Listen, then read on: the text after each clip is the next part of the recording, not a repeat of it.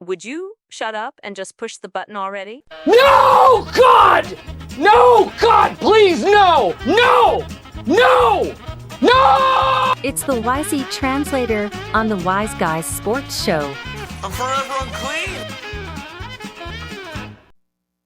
Yes, ladies and gentlemen, it is the Wisey Translator. It is the best segment of the night because it is the last segment of the night. It is the time when James and I give each other names inside and outside of the sports world, and we give you the first thing that pops into our sleep-deprived, caffeine-addled brains. At least mine is that way. I don't know about you today, James, but I've had a lot.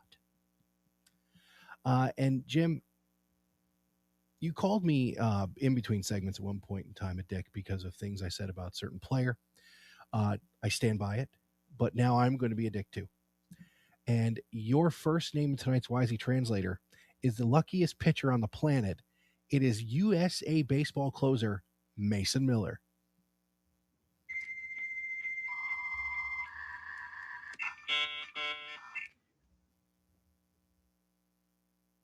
He's only lucky just because, honestly, now that March Madness is here, nobody gives a crap.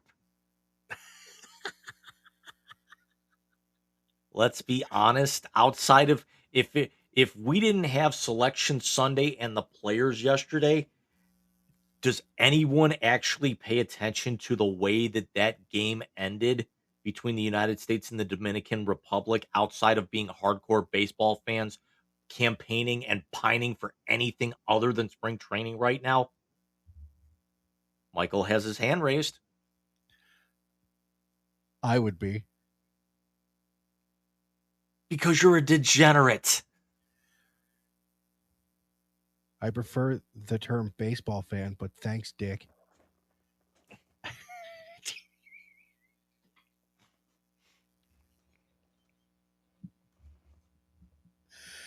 Why did I just hear someone say that shit is low instead of break it down at the beginning of DX's fucking theme song? Because if you ain't down with that, I got 2 words for you. Emotional damage.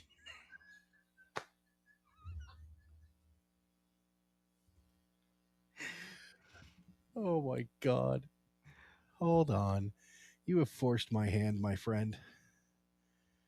You have forced it in possibly the best way.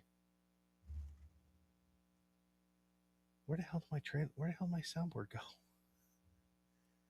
Oh, son of a bitch. And if you ain't down with that, I got 3 more words for you. Oh. Rusty cunt bucket. Okay, can we not do that right now? That's more than 2 words. I didn't say 2 words. I was just saying you forced my hand. Michael, What you got for me, bud? as we close out episode 143, we're going to shift back to college basketball. I'm going to hit a little close to home here. I'd like to get your opinion on somebody who we both had at one point in his career a very fond affinity for, albeit for different reasons based off of the schools they were at. He announced his retirement earlier today, and walks away with over 500 wins, 13 NCAA tournament appearances, with 3 different schools, and that would be Thad Matta.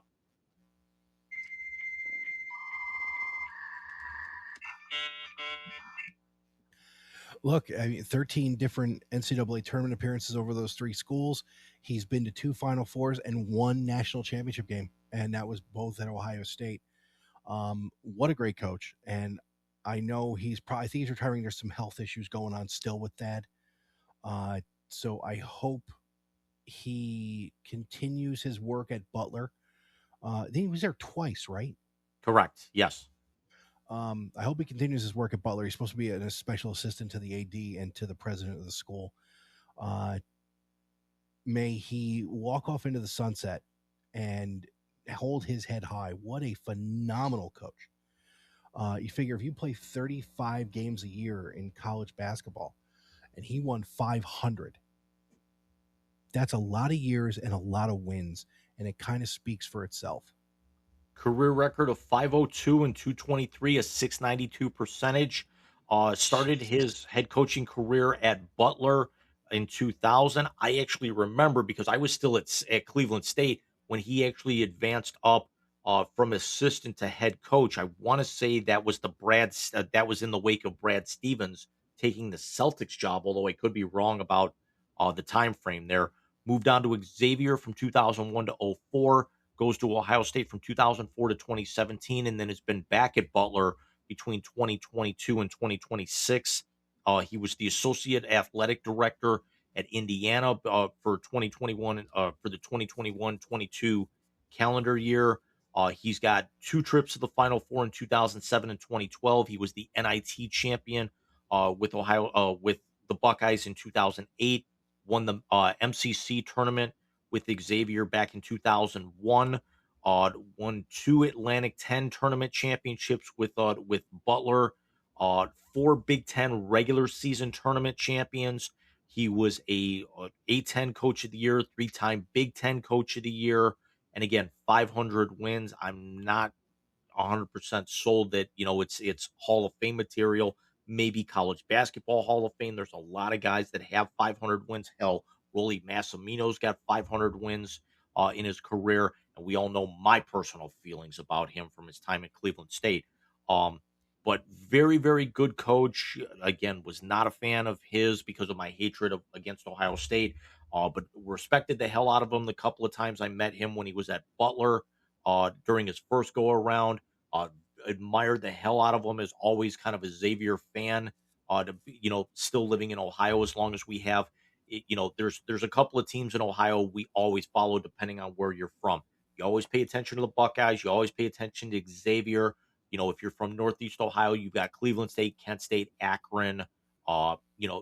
People pay attention to Toledo. There's a lot of good college basketball schools, and basically he hit two of the big ones in his career.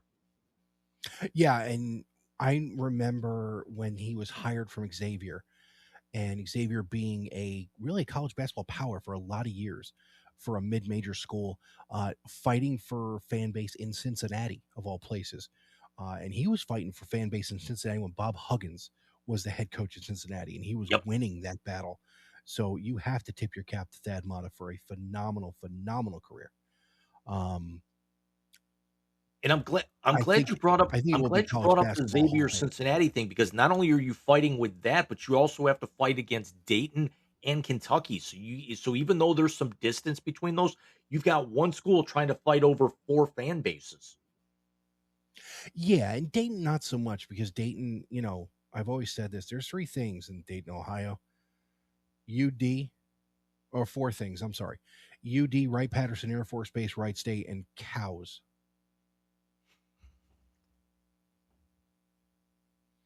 I just love the fact that they've got an arena called the Nutter Center. Until you've watched a frat boy get hit with a stunner at a party, you don't know anything about Dayton. As we are taping this on Mike, what day is it? What's today's date? It's 3/16. What? I forgot about that. What? The video of him throwing the first pitch at a Met game and Bobby Valentine hitting him with an elbow was circulating around the internet today. What? I love the broken glass to send us.